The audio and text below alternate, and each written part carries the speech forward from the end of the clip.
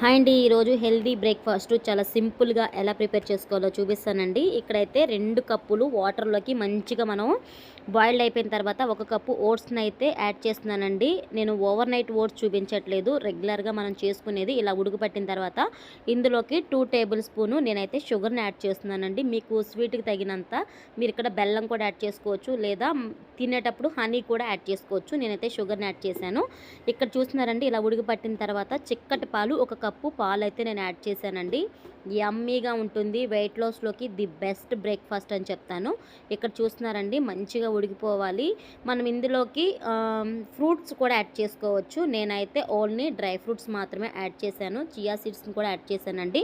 మీకు ఒకవేళ నైట్ చేసే నేను బ్రేక్ఫాస్ట్లో ఏమైనా కావాలి అని అంటే ఓవర్ నైట్ ఓట్స్ని కూడా మళ్ళీ మీకు నెక్స్ట్ వీడియోలో చూపిస్తాను. ఇక్కడ చూస్తున్నారండి, నానబెట్టిన చియా సీడ్స్ని కూడా యాడ్ చేసేసి కొన్ని డ్రై ఫ్రూట్స్ని యాడ్ చేశాను. Bye friends, thank you so